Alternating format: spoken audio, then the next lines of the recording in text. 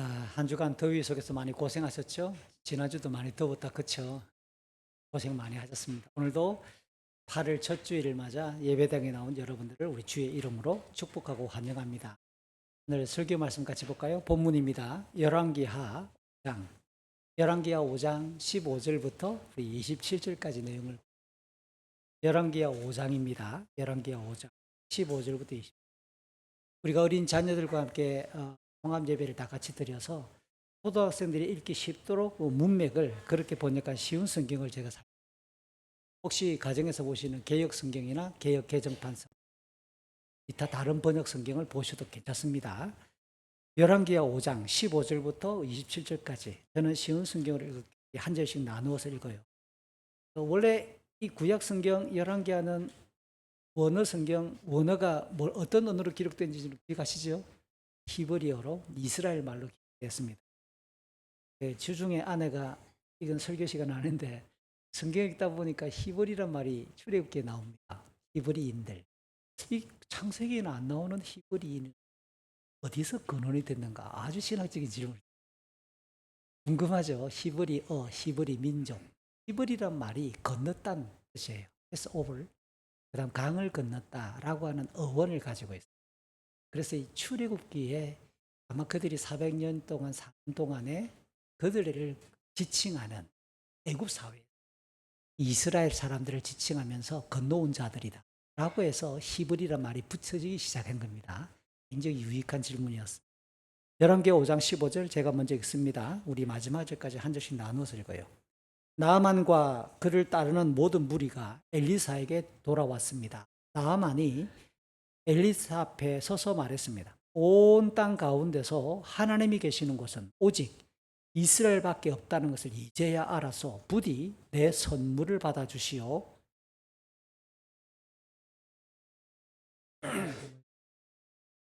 나는 아무것도 받지 않겠소. 나아만이 선물을 받아달라고 간청했으나 엘리사는 거절했습니다. 그러자 나하만이 말했습니다. 그러시다면 나에게 나귀 2마리에 실을 수 있는 분량의 흙을 주시오. 이제부터 불에 태워드리는 제물인 번제물이나 그 밖의 제물을 바칠 때는 다른 신들에게 바치지 않고 오직 여호와께만 바치겠소. 그러나 여호와께서 한 가지만은 용서해 주시기 원합니다. 내 주인이 림몬 신전에 들어가서 예배할 때는 내 부축을 받아서 신전에 들어갑니다. 그때는 나도 머리를 숙여야 하는데 이것만은 여호와께서 용서해 주시기 원합니다. 엘리사가 말했습니다. 평안히 가시오. 나아만이 엘리사를 떠나 얼마쯤 가고 있었습니다. 하나님의 사람 엘리사의 종 게하시가 생각했습니다. 내 주인은 아람 사람 나아만이 가져온 것을 받지 않았다. 내가 하나님께서 살아계심으로 결심하노니 나아만을 뒤쫓아가서 뭔가 하나라도 꼭 받아오고 말 것이다. 그리하여 게하시는 나아만을 뒤쫓아갔습니다. 나아만은 누군가가 자기를 뒤쫓아오는 것을 보고 전차에서 내려 그를 맞이하며 말했습니다. 안녕하시오. 게하시가 말했습니다. 그렇습니다. 그런데 내 주인이 나를 보내며 말했습니다. 지금 막 예언자의 무리 가운데 2사람이 에브라임 산지에서 왔습니다. 그들에게 필요한 은 1달란트와 옷 2벌을 주면 좋겠습니다. 나아만이 말했습니다. 은 2달란트를 받으시오. 그러면서 나아만은 게하시에게 은을 억지로 주었습니다. 나아만은 은 2달란트를 자루 2개에 담아 옷 2벌과 함께 자기 종들에게 주며 게하시 앞에서 지고 가게 했습니다. 그들이 언덕에 이르렀을 때에 게하시는 그 물건들을 나아만의 종에게서 받아 집에 들여놓았습니다.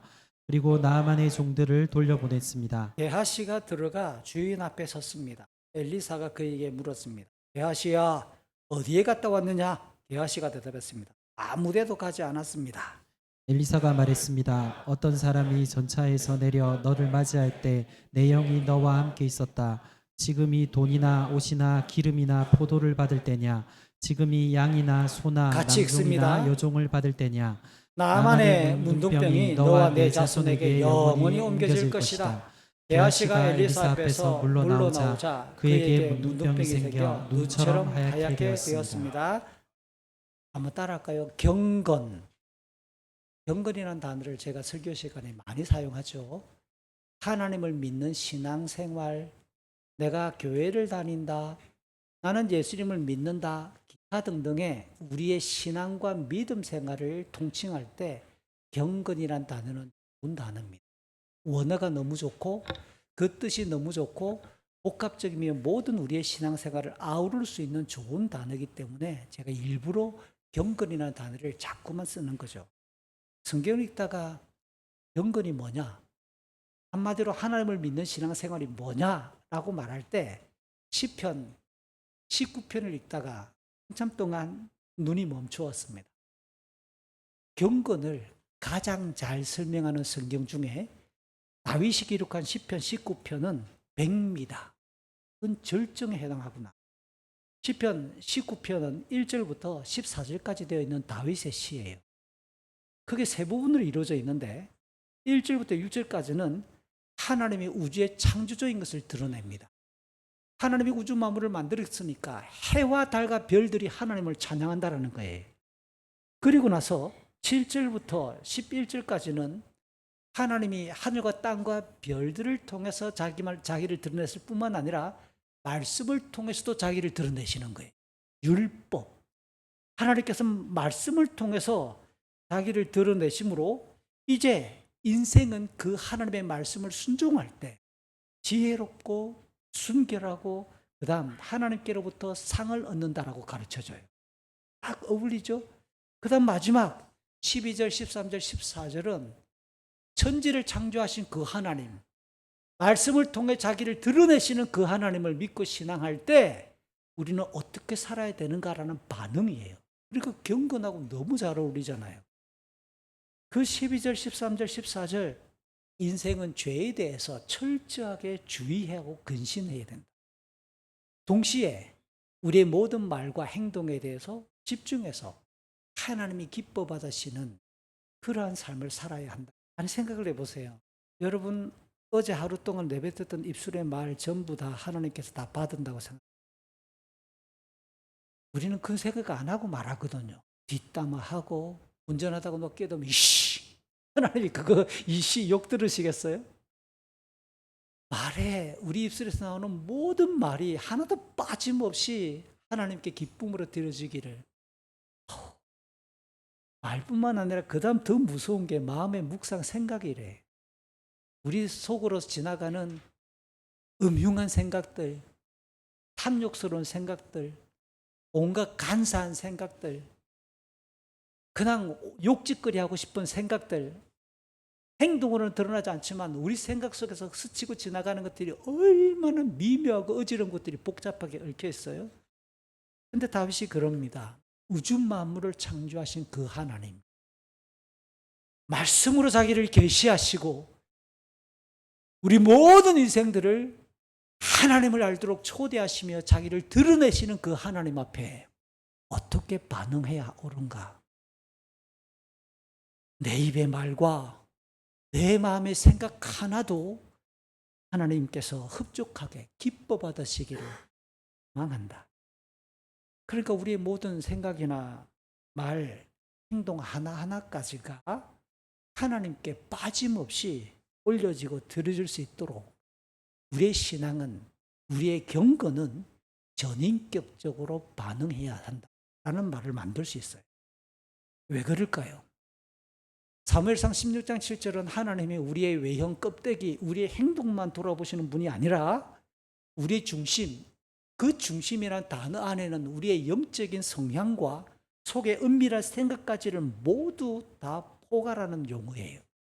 그러니까 하나님은 우리 껍데기만 보시는 게 아니라 우리의 속 은밀한 생각까지를, 내밀한 것까지를 모두 다 해결하시고 판단하시고 평가하는 하나님이기 때문에 예수님께서는 마태복음 10장 28절과 30절에서 우리의 영혼과 몸을 모두 심판하셔서 천국으로 또 지옥으로 구분하여 그렇게 보내시는 심판자라고 말하는 거예요. 그 하나님을 두려워하라.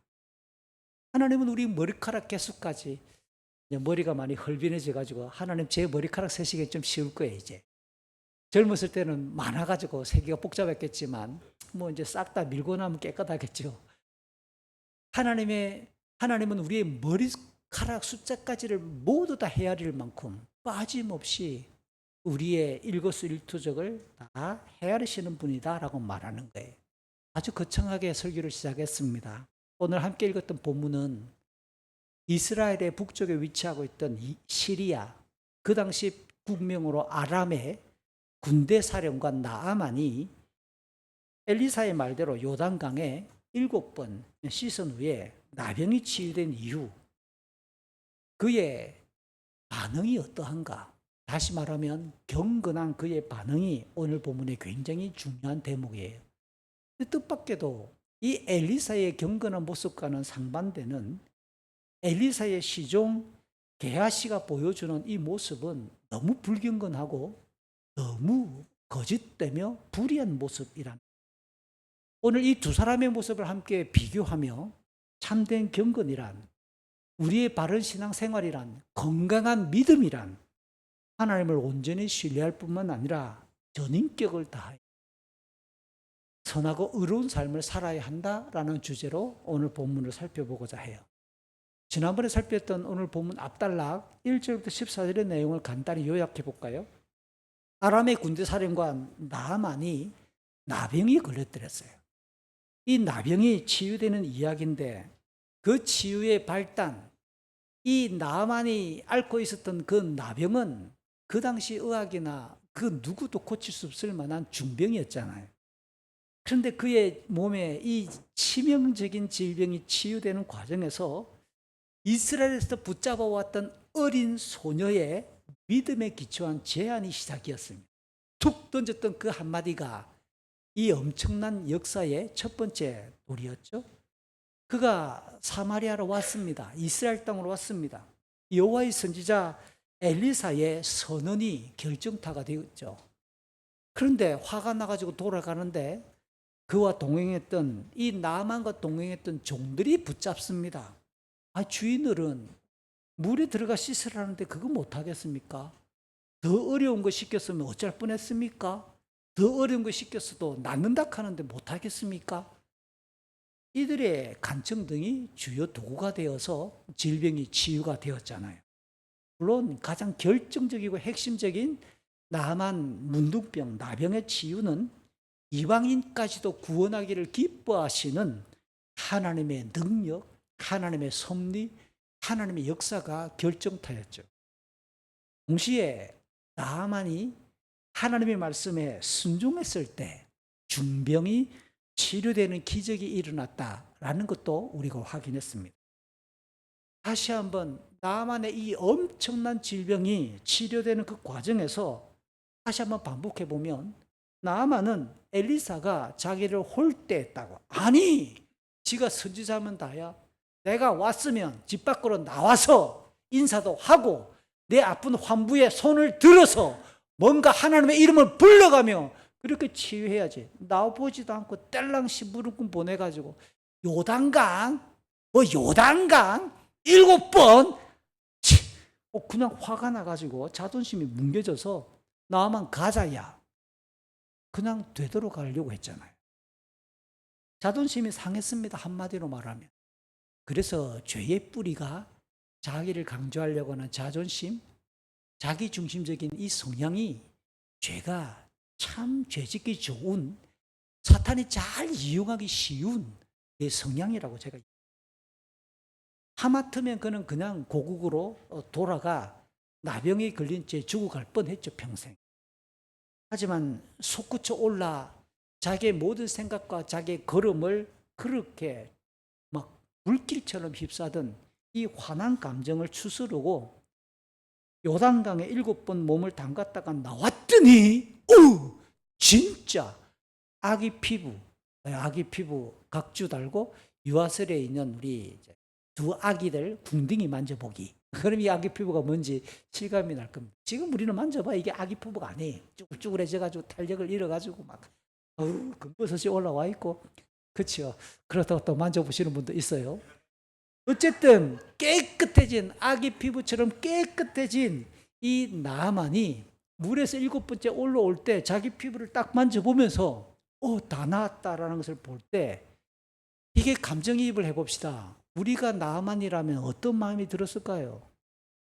내가 나아만이었다면 그와 같은 엄청난 기적이 나게 벌어졌다면 우리는 어떤 반응을 가질까라고 스스로 생각해 보자는 거예요. 그게 오늘 첫 번째 구절 15절에서 고스란히 나만에게서 발견되는 장면입니다. 대개 감정이 치솟으면, 감정이 크게 고무되기 시작하면 사실은 저는 그래요.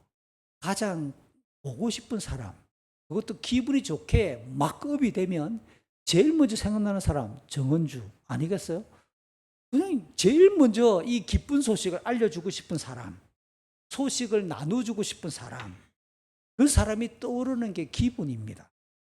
그러면 그런 상태다라고 나만을 간주한다면 그와 이 나만을 따르는 모든 무리는 곧장 이 치료의 기쁨, 이 엄청난 질병이 난 감격에 젖어서 얘들아 서둘러라, 아람으로 가자. 그리고 자기를 총애하고 선물까지 챙겨주었을, 격려해 주었던 그 왕에게 가서 1차 보고를 하고 난 이후에 곧장 집으로 가서 아내와 가족들에게 자기의 몸을 막 팬티만 입고 다 보여줄 거 아니에요. 봐라, 다 나섰다고. 그 다음 권세가 있는 사람이니까 동네 잔치를 열고 국가의 모든 군인들에게 군대 사령관이니까 초코파이 하나씩 다 들려야 될 거 아니에요. 바나나 우유까지 쏘면 더 좋죠. 뭐. 그리고 쫙 선물 돌리면서 내가 나았다고. 막. 이게 일반적인 인간의 반응일 가능성이 높습니다. 그런데 나아만은 제가 지금 흥분했던 것처럼 이런 예상과는 달리 아람의 왕이나 가족이 아니라 엘리사를 다시 찾아갔다. 그리고 엘리사 앞에 오늘 15절 섰다. 이 표현이 굉장히 중요합니다. 앞에 섰다라고 하는 이 단어는 히브리어를 찾아보면 구약 성경에서 여러 번 반복해서 나타나는 관용어인데 그냥 내가 누구 앞에 면전에 얼굴 앞에 섰다 정도로 끝나는 게 아니라 서비스, 봉사한다, 섬긴다라는 의미도 함께 갖고 있는 단어 중에 하나예요.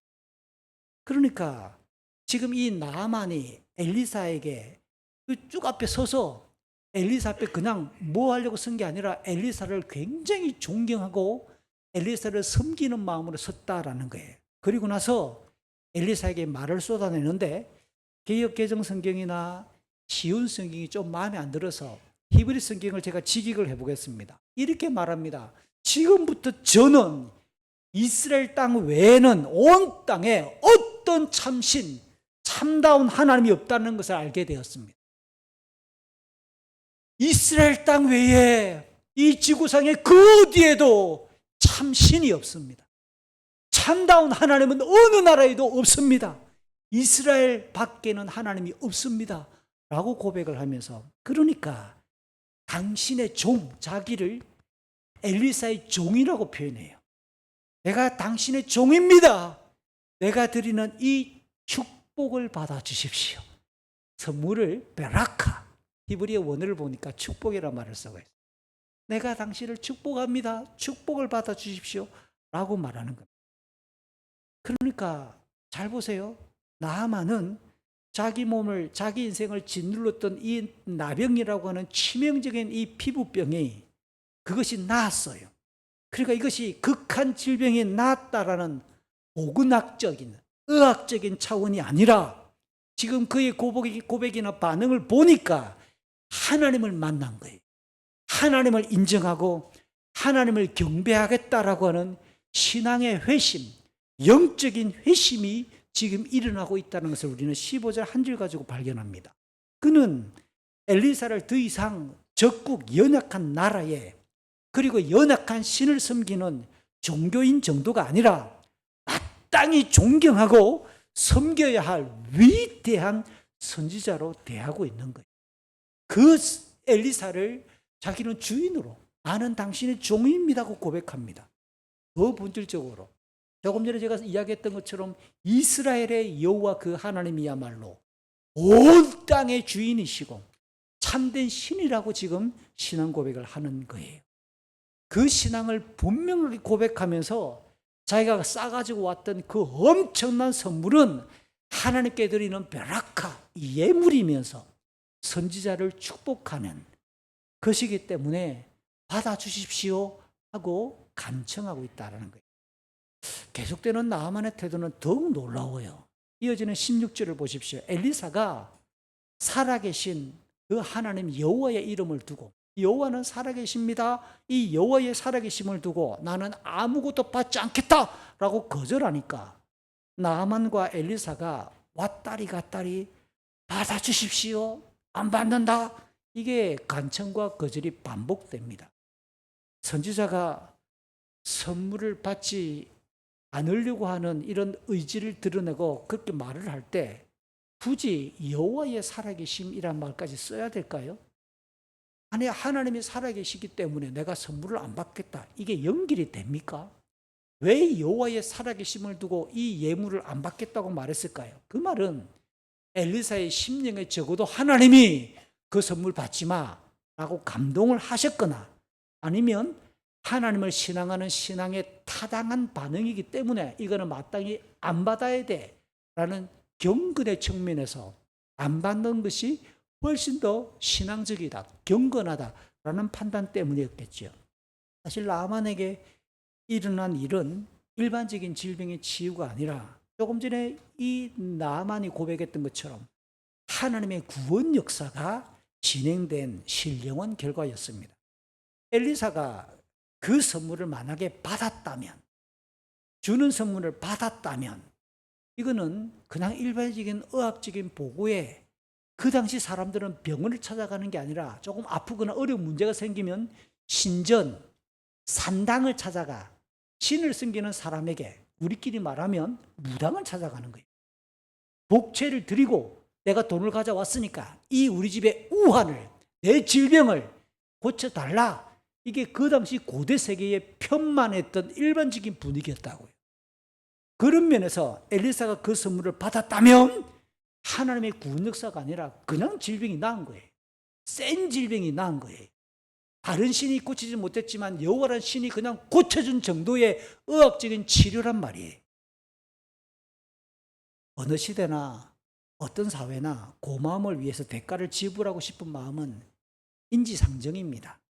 그럼에도 엘리사가 나아만에게 그 고마움의 대상이란 이 선물을 가지고 나한테 줄 게 아니라 누구에게만 오직 여호와 하나님만을 향하도록 지금 안내하기 위해 하나님의 구원 역사라고 하는 것을 확인시켜주고 각인시켜주기 위해 하나님만을 높이고 경배하도록 하기 위해 그는 선물을 안 받겠다라고 거절했단 말이에요.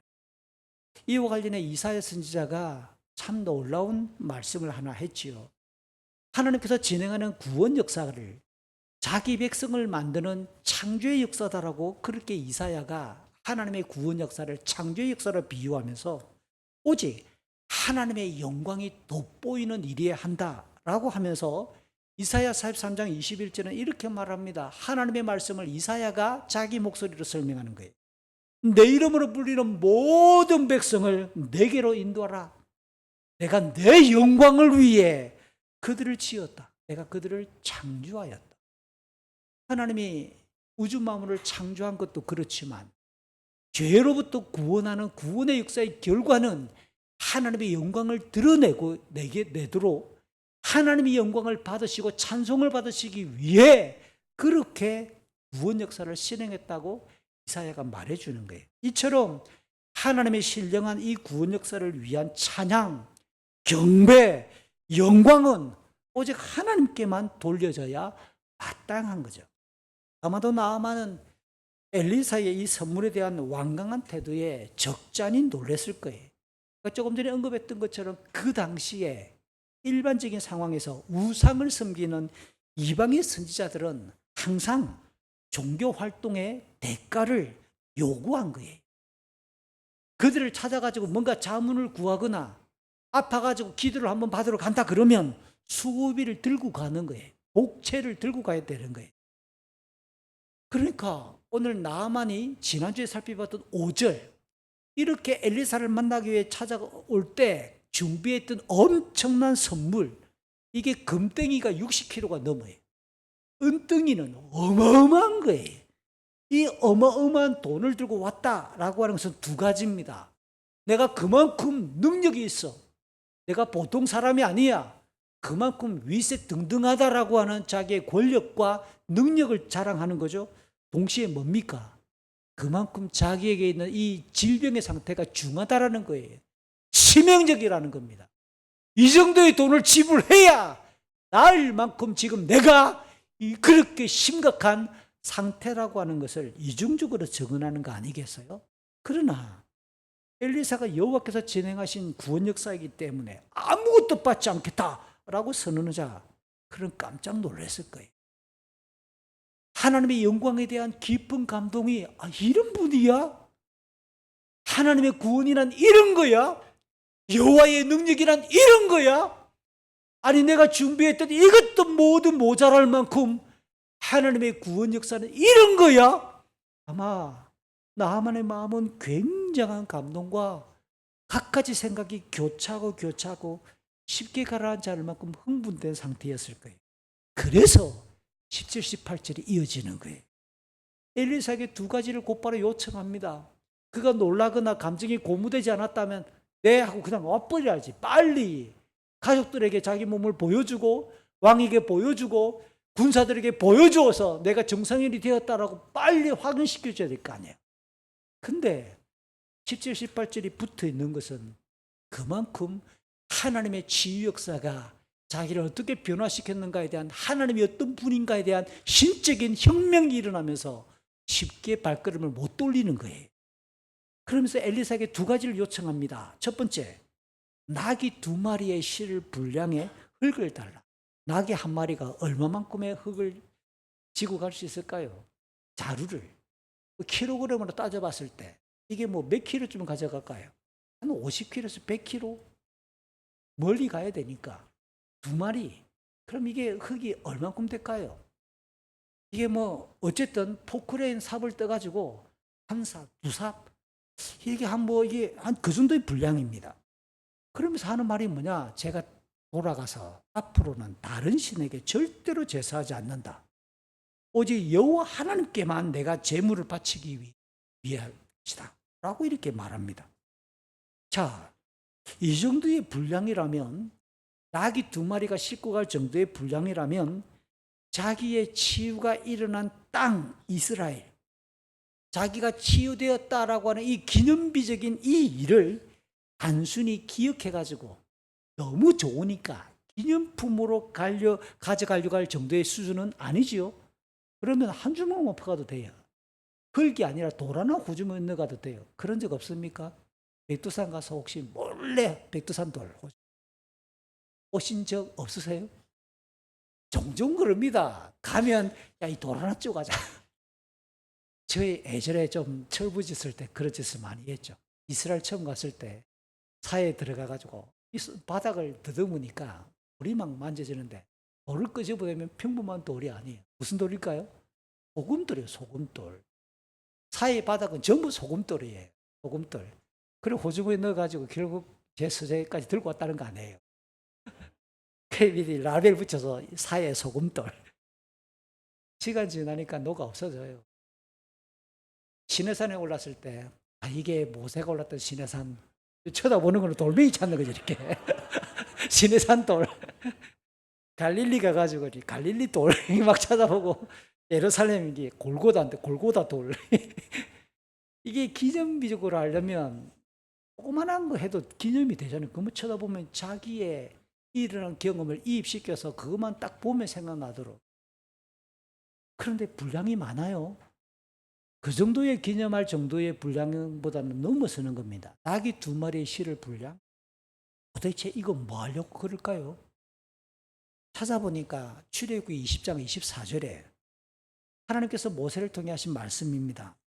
여호와께 제사를 드리기 위해서 흙으로 제단을 쌓아라 라고 하는 말씀이 나와요.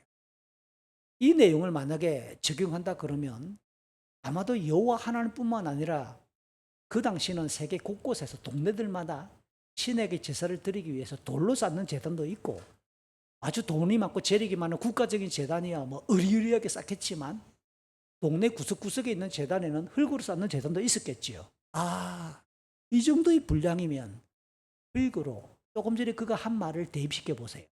내가 다른 신에게 제사하지 아니하고 여호와께만 제사를 드리겠다라고 말한 것과 흙을 연결시킨다면 흙으로 여호와께 드릴 제단을 쌓기 위해서, 아니 아람에 가면 제단이 없을까요? 저그 신에게 제사 드릴 거 많지요.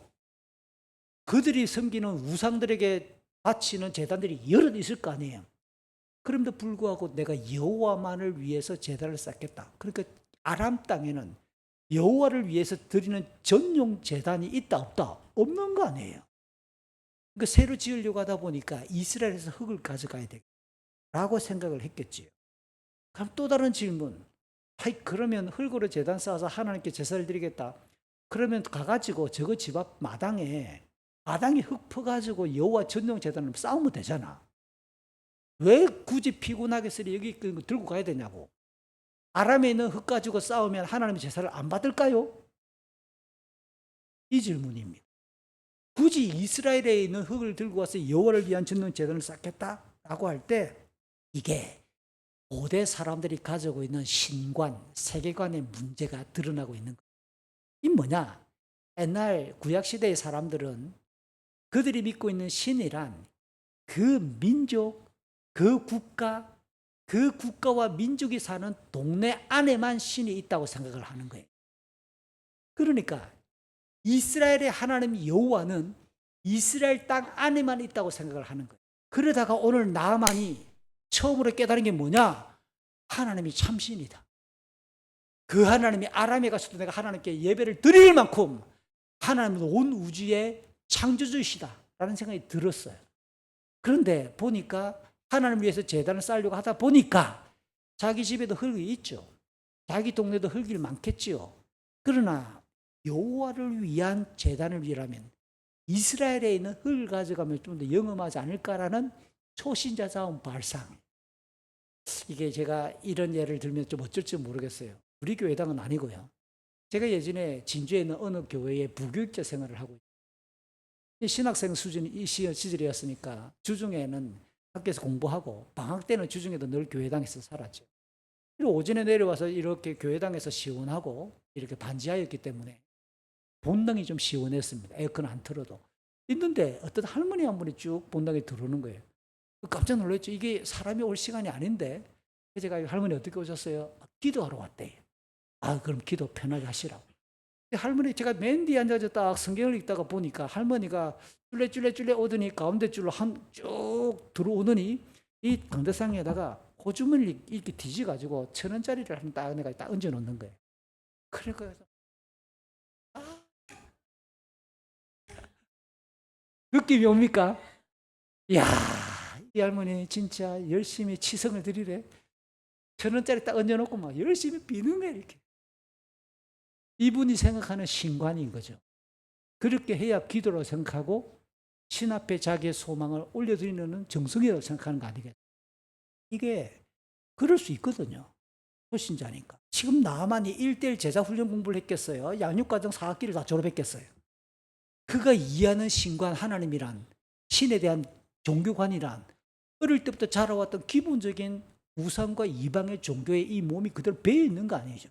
이런 상황에서 하나님을 향한 제단을 위해서 이스라엘 흙을 가지고서 쌓아야 정성이 있고 바람직하겠다라고 하는 생각을 충분히 가질 법하다는 거죠. 두 번째 요청이 뭘까요? 이게 우리로 하여금 깊이 생각하게 만듭니다.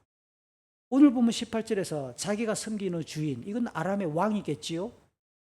그 아람의 신 림몬을 우리는 다 섬기는데 왕이 림몬 신전에 주기적으로 들어갑니다. 정기적으로. 그럼 연로하니까 왕이 군대 사령관인 자기를 믿고 의지해서 내가 꼭 왕을 부축해서 림몬 신전에 들어가야 된다. 그러면 어쩔 수 없이 왕이 머리를 숙이고 절을 할 때 나도 함께 그 옆에서 같이 머리를 숙일 수밖에 없다라고 말하는 겁니다. 그 행위를 내가 아람의 신 림몬의 신전에 들어가 그 우상 앞에 고개를 잠시 숙이는 그 일을 여호와 하나님이 용서해 주셨으면 좋겠다라고 하는 요청이에요. 아람은 폭풍우를 주관하는 하다드를 주신으로 섬기는데 이 하다드를 별칭 림몬이라고도 부릅니다. 그래서 스가랴 12장 11절에는 하닷 림몬 이래 나오는 이게 폭풍우를 주고 나니까 가나안 땅의 신으로 바꾸면 이 바알인 거예요. 바알이 아람에서는 하닷 또는 림몬으로 불린단 말이에요. 자, 조금 전에 나아만의 영적 중심은 이렇게 림몬을 섬기고 있던, 지금까지 아람의 신을 섬겼겠지요. 그러다가 자기 몸에 치유가 일어난 이후에 여호와를 향하여 이제는 회심을 한 겁니다. 거듭난 거예요. 여호와만을 이제는 섬기겠다고 결단을 하고 앞으로 그렇게 살겠다고 말하는 거예요. 그렇지만 자기는 군대 사령관이고 공무상, 우상의 신전을 출입을 할 수밖에 없고 종교 행위에 참가할 수밖에 없다라고 하는 사실을 밝히면서 그의 고민이 뭐냐? 이럴 때 내가 믿는 여호와 하나님, 이제부터 믿기 시작한 여호와 하나님이 벌 주지 아니하시고 이 정도 충분히 내 마음은 여호와를 향하지만 내 몸이 이런 상황에 대해서 충분히 용서해 주셨으면 좋겠다라는 거예요. 이게 다원주의 시대를 살아가는 오늘 우리 시대의 성도들에게 비슷한 고민이 있지 않아요? 이런 질문을 요즘은 많이 발전해서 안 하지만 한 20, 30년 전만 해도 청년들과 대화를 나누면 이런 질문을 많이 했습니다. 목사님, 전도사님, 술집에 가야 됩니까? 안 가야 됩니까? 취업을 했는데 첫 회식이 술집이래. 가야 됩니까? 말아야 됩니까? 가서 맥주를 주면 받아서 먹어야 됩니까? 아니면 안주만 먹어야 됩니까? 이런 질문을 많이 받는 거죠. 그럼 정답이 뭡니까? 없지요. 딱 부러지게 A, B, C라는 정답은 없습니다. 어느 우리 시대에. 각자의 신앙의 양심과 경건의 농도에 따라 그 상황에 맞추어서. 그때 제가 우리 교회에서도 그랬지만 다른 교회에 출석하고 사역을 할 때 제가 종종 이런 표현을 했습니다. 사랑하는 여러분, 제가 목사인데 진주 시내에 저 뒷골목 어느 동네에 가면 술집이 절비한 동네가 있습니다. 밤 11시가 넘어 제가 혹시 그 지하 계단에서 술 취한 사람을 부축해서 올라올 때 저를 보고 이 목사님이 술집을 출입한다 라고 하는 것에 대해서 어떻게 생각하시겠느냐. 제가 역질문을 한 적이 너무 놀라지 마시고 그렇게 혹시 저를 보면 목사님 안녕하십니까? 밤늦게 고생하십니다 하고 인사하고 갑시다. 제 말이 무슨 뜻인지 아시겠어요? 우리는 겉으로 드러나는 행위 하나하나가 너무 명확하게 천국 간다 지옥 간다로 잘라놓기에 바빠요. 그거는 때로는 경건의 모양을 위해서 유익할 수 있어요. 나를 보호할 수 있는 기본적인 수준에서는 괜찮아요. 그러나 성숙해지기 시작하고 경륜이 깊어지기 시작하면 그 수준을 넘어야 되는, 어느 정도의 수준을 넘어서야 될 때가 오는 겁니다. 오늘 나만이 말하는 이 내용이 오늘 우리 시대를 살아가는 내용하고 비슷합니다. 경건의 모양을 없애겠다는 말이 아니에요. 그러면서 그의 고민을 딱 이렇게 던지면서 여호와께서 용서해 주시길 바랍니다. 자, 이런 그의 요청 두 가지에 대해서 엘리사가 어떻게 대답할까요? 엘리사의 대답은 하나님의 대답이라고 간주할 수 있겠지요. 19절 간단합니다. 한 단어로 되어 있어요. 히브리 성경은 샬롬. 샬롬. 우리가 번역을 잘했죠. 쉬운 성경이 평안히 가십시오. 그냥 샬롬이에요. 그러면서 그 말로 나아만을 환송합니다. 자, 두 가지 요청 반복해 볼까요? 흙을 달라. 낙이 2마리의 실을 분량의 흙. 그러면 샬롬 이 말 안에 흙을 가져가라고 허락했다 안 했다? 실어 가라는 거죠. 마음껏 실어 가라. 흙을 가져가게 했을 것이고, 림몬의 신전 출입에 관해서는 이 샬롬이라는 말이, 평안히 가라는 말이 적답이 아니지요. 적답은 아니에요. 여호와께서 용서해 줄 거야. 안 돼. 다니엘 공부 안 했냐? 죽어도 고지. 불 속이라도 들어가야지. 이 다니엘 하는 거 안 봤어? 사자굴에 들어가야지. 이렇게 이야기하면서 안 돼. 그런 식의 적답은 아니란 말이에요. 그러나 오늘 문맥의 내용을 보세요. 샬롬이란 단어는 평강이에요. 야단칠 것 같았으면 샬롬이란 말을 안 하는 겁니다. 그러니까 오늘 이 내용을 보면 분위기나 맥락상 사용하고 있는 샬롬이란 단어상 긍정적으로 그 대답도 해석할 필요가 있습니다. 엘리사가 지금 막 회심을 한 초신자 나아만에게 절대로 우상의 신전에 출입해서는 안 돼. 우상에게 머리 숙이는 것은 죄악이야 라고 하면서 강경한 입장을 전하지 않고 평안히 가라 라고 축복한 것은 미온적이면서도 타협적인 신앙을 가르친 게 아니라 뜻이에요. 참된 경건이란 전제를 합니다. 겉으로 드러나는 외형도 중요한데 더 중요한 본질이란 우리의 중심, 우리의 속마음, 우리의 모든 삶의 중심과 방향, 무엇을 지향하는가라고 하는 것이 더 중요하다라는 것이 사무엘상 10장 7절이잖아요. 여호와께서는 그의 중심을 먼저 훤하게 꿰뚫고 보신다라고 하는 것을 전제할 필요가 있어요. 다시 말하면 저는 인간이기 때문에 여러분의 겉모습을 볼 수밖에 없어요. 여러분이 교회당을 출입하는 모습, 주일이면 오늘 예배당에 나와야 될 성도가 보이지 않을 때 설교하면서도 사실은 마음이 어디 가셨을까? 어떨 때는 보이지 않는 성도들이 궁금해질 때가 있어요. 그러나 하나님은 우리의 중심을 보시는 거예요. 이 자리까지 나올까지, 여러분이 예배당에 나오기까지, 주일을 준비하는 모든 중심과 생각까지를 하나님은 그것을 더 중요하면서 더 기본적으로 보신다라는 거예요. 물론 중심만 강조하고 외형을 소홀히 여기고 자유로울 수 있다라고 말하는 것은 거짓이고요. 바람직하지 않는 경건의 위선이잖아요. 바람직한, 건강한, 참된 이 믿음이란 반드시 야고보서 2장에서 강조하는 것처럼 우리의 몸짓이나 외형이나 행동으로도 행위로도 드러나야 되는 것이 옳은 것이기 때문에 그래요. 자, 그럼에도 나만이 이스라엘의 흙을 가져가겠다라고 말하는 것은 자기의 수준에서 최고의 지금 경건의 모양을 드러내려고 하는 거겠죠. 여호와께만 제사를 드리겠다라고 그의 입술에 확실한 고백까지를 전달하고 있어요. 최선을 다해서 앞으로 자기는 하나님을 신앙하려고 지금 말도 하고 행위로 옮기고 있는 거예요. 다만 아람 땅에는 하나님을 예배하는 공적인 장소가 지금 있다 없다? 없는 거예요. 하나님을 예배하는 장소가 없는 거예요. 그리고 그는 지금 가면서 모세가 시내산에서 받아 내려왔을 그 율법 문서 책을 가지고 간다 안 간다? 없지요. 인쇄 문화가 없던 시절에 하나님의 말씀 기록되어 있는 문서도 지금 가져가지 않는 거예요.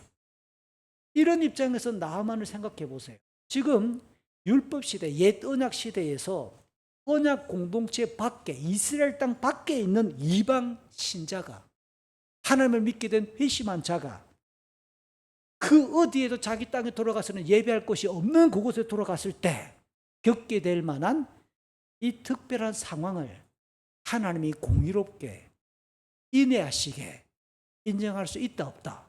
할 수 있다라는 특별 케이스라는 거예요. 이런 내용이 성경을 하나씩 읽어가다 보면 일반화할 수 없는 본문을 세밀하게 앞뒤로 살펴볼 수 있을 만한 특별한 상황일 수 있다라는 거예요.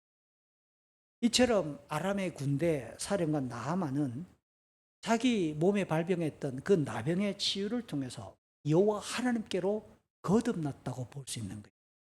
여호와를 경배하는 삶으로 확실하게 돌아섰습니다. 열왕기상에서는 17장에서 엘리야를 통해 시돈 땅 거기에 있는 사르밧의 과부가 엘리야를 통해서 하나님을 인정하고 이방의 땅에서 그 여인이 하나님께로 돌아섰다면 오늘 열왕기하에서는 이방 사람, 아람의 사람, 군대 사령관 나아만이 이스라엘 땅까지 와가지고 엘리사를 통해 여호와를 신앙 고백하는 이방의 선교, 이방 열방까지 구원을 받기를 원하시는 하나님의 구원 역사 앞에 초대되는 참 귀중한 자료로 오늘 본문에 등장하는 겁니다. 여호와를 경배하는 삶으로 그는 확실하게 전향했다고 우리가 볼 수 있는 거죠. 이제 고국 땅 아람으로 향하는 이 나아만의 발걸음은 여호와를 향한 찬양과 경배의 희열로 가득했겠지요. 그런데 이제 본문의 후반부 20절 이하에 나타나는 이 장면은 지금까지 보았던 이런 내용과 너무 분위기가 상반됩니다. 엘리사의 시종 게하시라는 사람의 모습을 생중계하는데요. 20절과 21절에 보니까 나아만이 떠나는 그 뒷모습을 엘리사와 함께 그 옆에서 이 게하시가 물끄러미 바라보았겠지요. 근데 오늘 20절 주목해서 보세요. 게하시라고 하는 이 사람의 이름 앞에 붙어있는 수식어가 거창합니다. 하나님의 사람 엘리사의 종. 여러분, 이 수식어가 붙어있단 말은 지금 엘리사와 함께 게하시가 나란히 있어서 물끄러미 바라보고 있을 아람으로 떠나고 있는 그 무리들을 바라보고 있을 때 어떤 생각을 해야 되고 어떤 행동을 해야 되는지 암묵적으로 안내하는 표현이 아닐 수가 없어요. 그러니까 엘리사처럼 치유를 통해서 지금 하나님을 신앙하게 된 나만처럼 하나님께서 진행하신 그 구원 역사를 함께 기뻐하고 경배하면서 오직 하나님께만 영광을 돌려야 될 마음으로 서 있어야 한다라고 하는 것이 하나님의 사람 엘리사의 종 게하시, 이 이름 앞에 붙어 있는 술식을 갖고 있는 암묵적인 분위기예요. 그러면서 뜻밖의 반응이 펼쳐집니다. 잠시 게하시가 생각에 잠겼다가 급히 나아만을 뒤쫓아갑니다. 아마 이때 나아만을 향해서 뒤쫓아가기 시작했을 때 엘리사가 옆에 있었다, 아니면 엘리사는 집에 들어갔다. 들어갔겠지요. 엘리사는 돌아가고 난 사이에, 집에 들어간 사이에 게하시가 나아만을 뒤쫓아갑니다. 주인 엘리사가 또 나아만이 가져온 것을 아무것도 선물을 받지 않았다라고 하는 것에 집중한 나머지 쫓아가면서 그럽니다. 여호와의 살아계심으로 내가 뒤쫓아가서 무엇이든지 좀 받아내야 되겠다, 취해야 되겠다라고 결정을 한 거예요. 자, 지금 이 게하시의 생각과 행동을 본다면 그 머릿속에는 하나님께서 엘리사를 통해서 진행하신 놀랍고 위대하며 신령한 구원 역사 그 자체보다도 엘리사가 받지 않았고 나아만이 바리바리 싸들고 왔던 그 선물, 재물에 지금 꽂혀 있고 그 물건이 지금 자기 머릿속에 꽉 지배하기 시작했다라는 거죠. 그것이라면 선지생도 공동체가 지금 헐벗고 굶주리고 먹을 것도 제대로 없는 이 선지생도 공동체 신학교에 저 사람이 쌓아왔던 저거 재물 조금 받아낸다면 1년, 2년 동안 먹거리가 안정될 텐데 아마 이 정도의 생각을 가졌을 가능성이 있습니다. 그래서 여호와의 살아계심을 감히 하나님의 이름을 떠올리며 조금이라도 내가 받아야 되겠다라고 하는 생각과 함께 그 결단으로 하나님의 이름을 내뱉고 지금 쫓아갔겠지요. 선지자와 선지 생도들이 겪고 있는 고난스러운 실제 생활의 모습과 현실, 그것 때문에 게하시는 지금 하나님의 은혜와 하나님의 살아계심과 신령한 구원의 역사가 가리워지고 머릿속에서 하나님의 그 영광과 일하심에 대한 위대한 경배보다는 희뿌옇게 가려지면서 재물과 고난에 대한 신실 때문에 하나님의 영광이 그냥 싹 침묵으로 바뀐다는 거예요. 사실 조심할 필요가 있습니다. 누군가에게 고난은 하나님을 더 깊이 만나게 하는 신령한 통로가 될 수도 있는 바입니다. 누구? 나아만. 지난주 설교 제가 그랬잖아요. 나아만이 겪었던 이 지구상에다 그 누구도 고쳐줄 수 없는 이 위대하고 치명적인 심각한 이 질병이 하나님을 만날 수 있는 위대한 섭리와 통로가 될 수 있습니다. 그런데 지금 선지자들이 겪고 있는 배고픔, 선지 생도들이 당하고 있는 경제적인 어려움, 이 고난은 또 누군가에게는 하나님의 일하심을 새까맣게 잊어버리고 돈에만 눈독을 들일 수 있는 그런 어떤 또 부작용이 발생할 수도 있고, 우리에게 발생하는 시련이 있습니다. 나에게 일어나는 불편함이 있습니다. 시시때때로 우리에게 발생하는 고난이 있다고요. 우리는 게하시 같을까? 나아만 같을까? 이건 굉장히 중요한 갈림길이에요. 고난이 우리로 하여금 하나님 앞으로 인도할 수 있는 경건의 과정일 때 우리는 로마서 8장 28절을 되뇌는 거예요. 합력하여 서를 이루시겠다고. 근데 그 고난 때문에 우리의 경건이 천박해질 수가 있고, 그 고난 때문에 내 경건을 부수고 경건의 모양을 부수고 경건의 능력을 무력화시킬 만큼 그럴 수도 있어요. 물론 고난만 그런 게 아니에요. 스크루테프의 편지라고 하는 참 C.S. 루이스가 세계적인 이 문학가답게 우리의 경건과 관련되는 아주 우리를 풍자할 만한 그런 책을 쓴 것입니다. 이게 뭐냐? 사탄의 세계를 그려놓은 거예요. 마귀들의 상태가 어떻게 마귀들이 우리 크리스찬들의 신앙을 경건을 무력할 것인가에 대해서 그들이 전략 회의를 하는 것을 빗댄 어떤 문학 작품이 스크루테프의 편지입니다. 그 내용을 보면 그런 내용들이 나옵니다. 야, 우리 다 해봤다, 2000년 동안. 이틀을 통해 가지고 막 가스실에도 넣어보고 막 죽여보기도 하고, 로마 황제를 통해서 불질러 보고 막 그냥 칼로 목 잘라보고. 근데 교회가 안 사라지더라요. 예수 믿는 것들이 안 사라지더라. 짓밟았는데 지상에는 교회가 없는데 땅속에 들어가지고 예배하더라, 얘들이. 우리가 못 이기겠더라요. 그래서 누군가가, 막내가 이야기합니다. 삼촌, 이런 건 어떨까? 나 사탕 먹으니까 이거 빨리 썩던데 물질을 줘봐. 지위를 높여줘봐. 이장에서 면장에서 그 다음날 시장으로 올려봐. 를 주고 명예를 주고 형통함을 주봐. 과연 그 사람이 옛날 같을지 변할지 패할지 지켜봐라. 아, 이건 참 뒷목 잡게 만들 만한 이야기. 우리 한국교회가 그 시절이라 생각. 일제시대를 지나고 한국전쟁을 겪으며 힘들었던 시대는 누구나가 다 어려움을 겪었으니까 딱 졸라맸어요. 하나님의 은혜가 우리에게 풍성하게 임했습니다. 90년대 이후 세계가 부러워할 만한 수준의 규모를 갖게 되고 형통하게 됐을 때 어떻게 됐을까? 무력해집니다. 권력에 야합하고 똑이 오르고 저마다 교회당을 짓는 일에 혈연이었고 고통하는 이웃과 세계를 돌아보는 일에는 무기력해집니다. 마찬가지예요. 고난만 그런 게 아니라 물질도 그렇죠. 자기 합리화에 바쁜 겁니다. 무너지는 겁니다. 그래서 참 우리는 고민이 되죠. 내가 어떤 상황에서도 하나님 앞으로 우리를 이끌어줄 때 그게 경건의 과정이고 성숙함이 하는 과정이라고.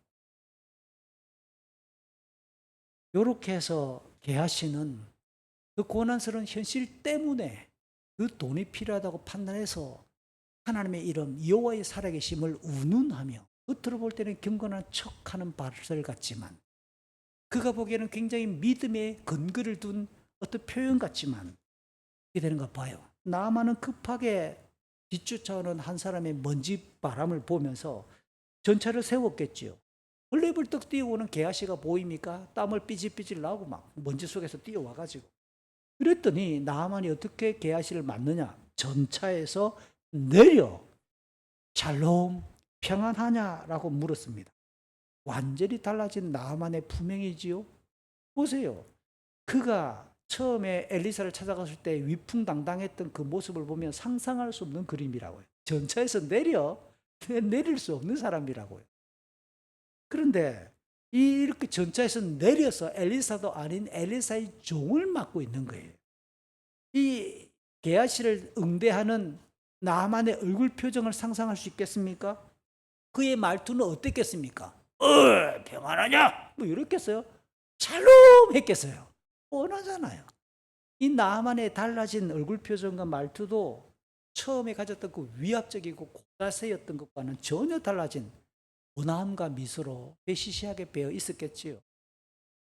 자, 이제 게하시의 이 불의함과 죄가 확정되는 내용이 22절부터입니다.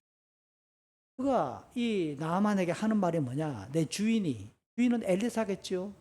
주인이 자기를 보냈다. 거짓말이잖아요.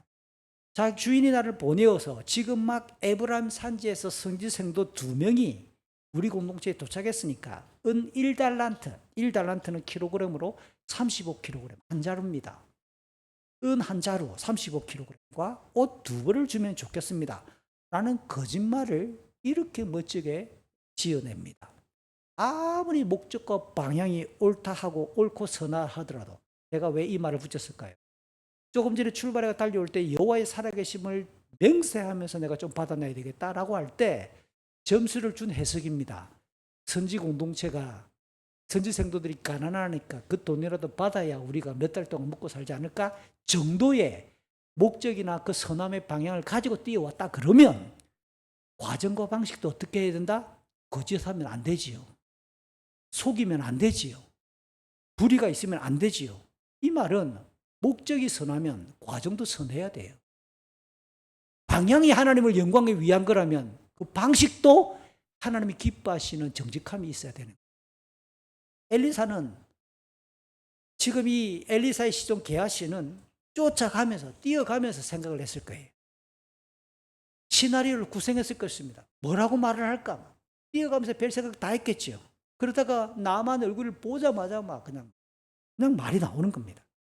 그래서 이렇게 입 밖으로 나오면서 그는 죄를 완성한 거예요. 생각에서부터 죄가 시작되었고, 그 다음 입 밖으로 거짓말을 끄집어내면서 죄를 완성한 거죠.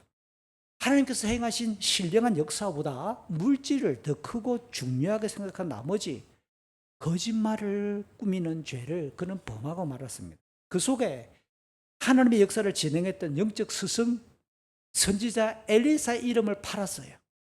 엘리사의 경건과 명예까지도 사실은 훼손하는 악이 첨가된 거죠. 차라리 그냥 진짜 선지생도 공동체가 가난해서 여호와의 살아계심을 운운하며 물질이 필요하다고 말해서 쫓아와가지고 나아만을 탁 만나는 순간 이렇게 말했으면 어땠을까? 사실 우리가 너무 경제적으로 힘듭니다. 너무 힘듭니다. 조금이라도 후원하고, 우리 선생님은 당신은 그걸 안 받는다고 했지만 당신이 여호와를 경배하는 거 안다고, 내가 영수증 끊어줄 테니까 후원하고 하면 안 되겠냐고, 이렇게 말했으면 멋지지 않아요? 저를 개하시게 보내주세요. 옆에서 이렇게 상담을 해줘야 될 것 같은데, 알면 당신 돌아가서 후원금을 좀 보내달라고, 자동이체, 지로 용지 다 된다고 계좌번호 알려주면서 그랬으면 더 멋지지 않았을까? 근데 거짓말을 했다는 거예요. 조금 전 하나님의 권능과 치유와 구원을 경험해서 은혜의 감동에 젖어 있었을 이 나만 입장에서는 지금 엘리사의 시종 게하시가 왔잖아요. 그를 보았단 말은 엘리사를 다시 본 것과 똑같으니까 얼마나 반가웠겠어요. 그러니까 게하시의 그 말을 거짓말로 판단할 만한 여유가 그에게는 없는 거예요. 선지 성도를 떠올리면서 가난하다 그러니까, 도울 일이 있다 그러니까, 게하시의 말에 따르면 엘리사의 요청이라 그러니까 어떻게 그 제안을 거절할 이유가 있겠어요? 오히려 크게 기쁘지요. 뭔가 참여할 수 있는 자기에게는 기회가 생겼다 그러니까. 그래서 게하시를 강권해서 은 1달란트가 아니라 은 2달란트를 가져가라. 그렇게 해서 종들을 직접 보내가지고 그 2자루를 운반하게 시켰다는 거 아니에요. 행여 거짓의 죄를 범하는 이 게하시의 진위를 조금 더 추궁해가지고, 아니 조금 전에 엘리사가 분명히 안 받겠다 그랬는데 니는 왜 와가지고 달라고 그래? 라고 말하면서 신중하지 않았다. 나만을 질책하거나 나무랄 이유가 없습니다. 사실은 나만 입장에서 정말로 하나님의 은혜에 대한 감사의 예물을 드린 것으로 해석해야 옳지요. 더 심각하게 주의해야 되는 것은 게하시의 불경건으로 인해 가만히 있던 엘리사의 명예가 더럽혀진 것은 앞에 대화에 나왔고, 지금 누구를 속입니까? 나만도 속이고 있어요. 그리고 재물을 운반하고 되돌아가야 되는 나만의 종들의 수고까지를 덮쳐서 발생시키는 거예요.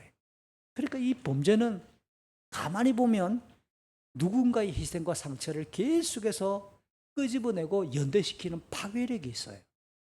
우리가